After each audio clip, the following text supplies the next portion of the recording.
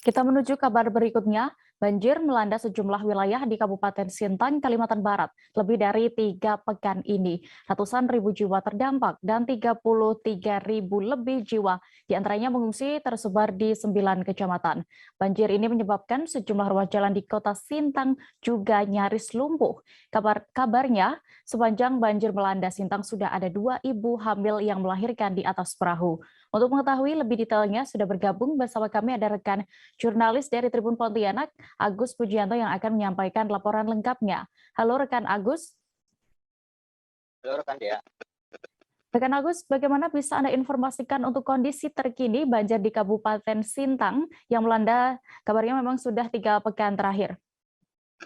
Baik rekan Dea dan Tribun dimanapun Anda berada dapat saya laporkan bahwa banjir di Kabupaten Sintang sudah melanda sejak 3 pekan terakhir, dimulai sejak 3 Oktober lalu. Banjir pada hari ini memang berangsur surut ya 3 hari terakhir, namun volume airnya masih cukup tinggi di beberapa ruas jalan di sekitaran kota Sintang. Akibatnya sejumlah ruas jalan juga belum bisa dilewati kendaraan roda 2. Kemudian banjir juga menyebabkan lebih dari 140 ribu jiwa terdampak dan 33 ribu jiwa diantaranya mengungsi ke 34 posko pengungsian yang disiapkan oleh baik oleh pemerintah, relawan maupun pihak desa, bahkan ada juga yang di kebun karet maupun di kuburan. Dia. Sejauh ini ada berapa posko pengungsian yang didirikan mengingat sudah 3 pekan banjir ini menggenang di sana? Baik, total ada 33 posko pengungsian yang sudah dibentuk. 5 posko utama itu dari pemerintah daerah, selebihnya itu ada relawan, kemudian desa, dan juga dari pemerintah kelurahan maupun kecamatan. Selebihnya ada juga masyarakat mandiri yang mendirikan posko ataupun tenda darurat di kebun karet gitu sampai dengan di kuburan. Ya. Rekan Agus, informasinya Mensos Risma hingga Kepala BNPB juga sudah datang ke Sintang terkait adanya musibah banjir ini. Apa saja pesannya untuk Pemda? Benar dia bahwa beberapa pekan lalu Menteri Sosial Tri Risma hari ini dan juga Kepala BNPB Gani Prasetyo melakukan kunjungan langsung ke Kabupaten Sintang dan meninjau beberapa titik banjir yang ada di Kabupaten Sintang. Keduanya menyinggung soal bencana alam hidrologi ini akibat dampak dari fenomena La Nina yang berakibat pada tingginya curah hujan.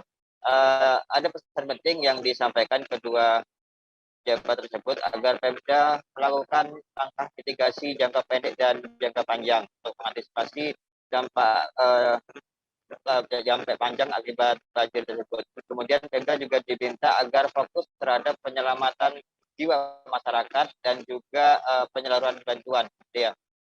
Apa saja saat ini kebutuhan para pengungsi, rekan Agus, dan juga sudah berapa banyak bantuan yang didistribusikan oleh pemerintah sejauh ini? Baik dia, saat ini bantuan baik dari pemerintah Provinsi Kalbar maupun beras cadangan pemerintah dan juga dari para donatur dan relawan sudah mulai didistribusikan ke sejumlah kecamatan. Saat ini ada 9 kecamatan yang masih terdampak banjir dan beras tersebut sudah didistribusikan. Kemudian soal kebutuhan masyarakat yang saat ini masih sangat mendesak itu adalah air bersih karena distribusinya sangat sulit. Sebagian besar akses jalan darat itu terputus sehingga satu-satunya distribusi hanya melalui perahu. Ya. Ya, rekan Agus terakhir ini tadi juga sudah sempat saya singgung terkait cerita adanya 2 ibu hamil yang melahirkan di atas perahu saat banjir ini. Bagaimana bisa Anda informasikan lebih detailnya? Baik ya, benar bahwa ada 2 ibu hamil sepanjang banjir melanda Sintang ini yang melahirkan di atas perahu. Pertama itu ada Ibu Nuryati, itu melahirkan di atas perahu pada tanggal 1 November lalu. Saat itu Ibu Nuryati berencana berangkat ke rumah bidan yang jarak tempuhnya sekitar 1 jam dari desanya karena sudah tidak kuat menahan, akhirnya melahirkan di tengah jalan dan dibantu oleh suaminya langsung. Kemudian yang terbaru itu ada Ibu Kartini melahirkan juga di atas perahu pada Minggu tengah malam dan itu juga karena banjir menyebabkan akses jalan darat itu tidak bisa dilewati sehingga harus menggunakan perahu. Namun sebelum sampai di Puskesmas Sungai Durian demikian, Ibu Kartini sudah terlebih dahulu melahirkan di atas sampan dibantu oleh keluarganya yang ikut serta dalam perahu tersebut. Saat ini kesemuanya, baik kedua ibu hamil yang melahirkan di atas perahu itu kondisinya sudah baik dan berada di pengungsian maupun di rumah masing-masing. Ya. Baik, rekan Agus. Tribuners, berikut akan kami tampilkan hasil wawancara rekan jurnalis kami bersama warga Sintang, Kalimantan Barat bernama Kartini selengkapnya. Kalau lahirnya sih, kalau pas lahirnya sih jam 12 lewat 2 katanya. Kata mereka yang nengok jamnya. Untuk prosesnya, Bu? Ya, memang itu makan. Itulah yang nyambut tuh adik, istrinya adik, itu suami saya tuh. Saya gitu baru yang itunya manggil Bu Bidan ke sini kan. Perahu tuh, Bu. Ada was-wasnya saya, yang di was-was saya tuh ari-arinya belum keluar. Itu aja yang di was-was.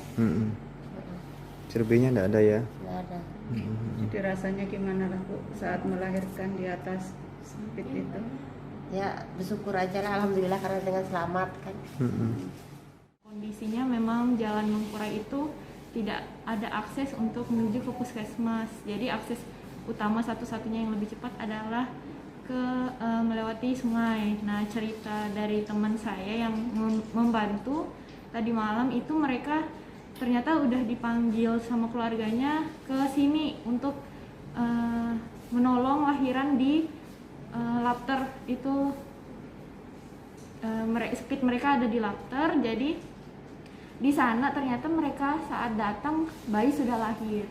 Nah, karena bayi sudah lahir tapi kondisi bayi itu menangis kuat dan semuanya keadaan baik juga, tidak biru.